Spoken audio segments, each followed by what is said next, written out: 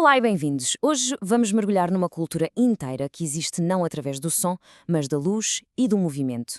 O que acontece quando uma língua, e com ela todo um povo, são sistematicamente mal compreendidos? Ou pior, simplesmente ignorados? É essa a história que vamos desvendar, a da comunidade surda no Brasil. Uma narrativa de silenciamento, de resistência e, finalmente, de reconhecimento. Para começar, esta citação de Gabriel Sampaio acerta em cheio no ponto central. A rejeição de uma língua não é uma questão de gramática ou de palavras, é uma rejeição da própria pessoa. E é com esta ideia em mente que vamos analisar tudo o que se segue. Ok, então, para percebermos o presente, temos de olhar de frente para os desafios atuais. Para a comunidade surda no Brasil, o mundo dos ouvintes é muitas vezes um mundo de incompreensão, cheio de barreiras, que vão muito para além do som.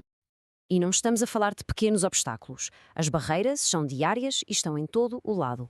Há o chamado capacitismo, aquela visão preconceituosa de que a surdez é um defeito que precisa de ser corrigido.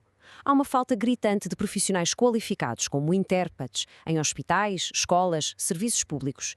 E como a pandemia da Covid-19 mostrou de forma trágica, esta inacessibilidade pode ser uma questão de vida ou de morte, deixando quase 10 milhões de pessoas sem informações vitais.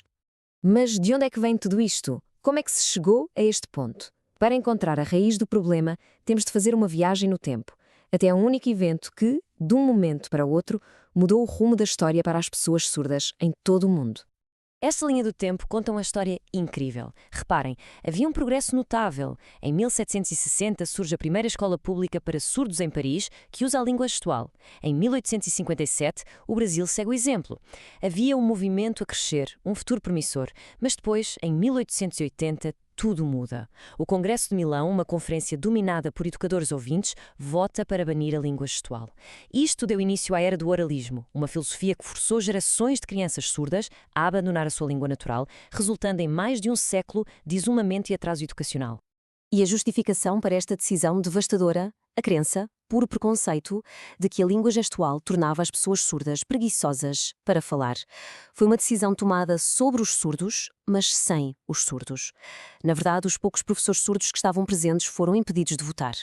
Toda esta história de supressão baseou-se numa ideia fundamentalmente errada, a de que a língua gestual não é uma língua a sério. Bem, vamos lá desmontar esse mito de uma vez por todas. A Libras não é português com as mãos, não é mímica.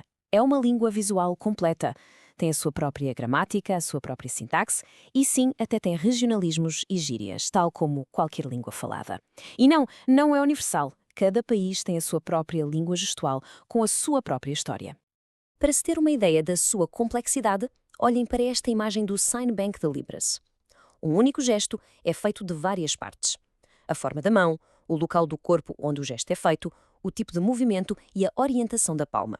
Se mudarmos apenas um destes elementos, a palavra muda completamente. É como mudar uma letra numa palavra falada.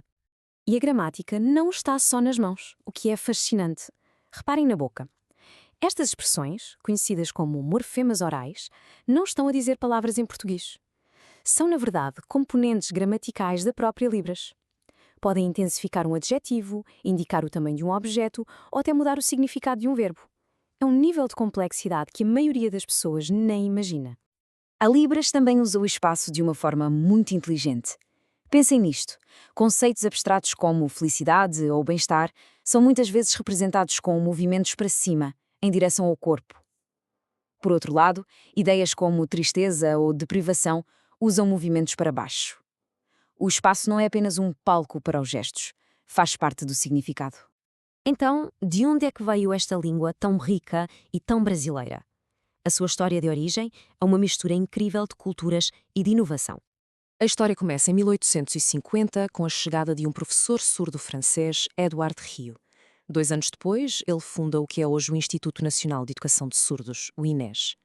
Mas o momento-chave é o que acontece a seguir. Rieu traz consigo a língua gestual francesa, mas ela não substitui o que já existia. Pelo contrário, funde-se com os sistemas de gestos que as comunidades surdas locais no Brasil já usavam. E é desta fusão que nasce a Libras. E esta fusão é perfeitamente visível aqui. À esquerda, temos gestos de um manual francês da época. À direita, a versão brasileira, documentada por um ex-aluno do INES, Flauzino José da Gama, em 1875. Dá para ver as semelhanças, claro, Mas também dá para ver o nascimento de algo novo, algo com uma identidade inconfundivelmente brasileira. Depois de um século de repressão, a comunidade surda brasileira não se limitou a sobreviver. Organizou-se, lutou e alcançou vitórias notáveis, abrindo caminho para um futuro mais inclusivo. Mas antes de celebrarmos as vitórias, um número para nos trazer de volta à realidade. Apenas 1%. Pensem nisto, só 1% dos websites brasileiros são hoje acessíveis em libras. 1%. É um lembrete muito forte do abismo digital que ainda existe. Apesar de tudo, a história recente é de conquistas incríveis, impulsionadas por organizações como a FNES. A Lei de Cotas de 91 abriu portas no mercado de trabalho. Depois, o marco de 2002, a Libras foi finalmente reconhecida por lei. E a Lei Brasileira de Inclusão continua a forçar mudanças em toda a sociedade. Atenção, nada disto foi dado. Foram direitos conquistados com décadas de luta. E a luta, claro, continua. Os próximos objetivos são claros. O principal é a criação de escolas bilíngues, onde as crianças surdas aprendem em Libras, a sua primeira língua, e em português como segunda, respeitando a sua identidade.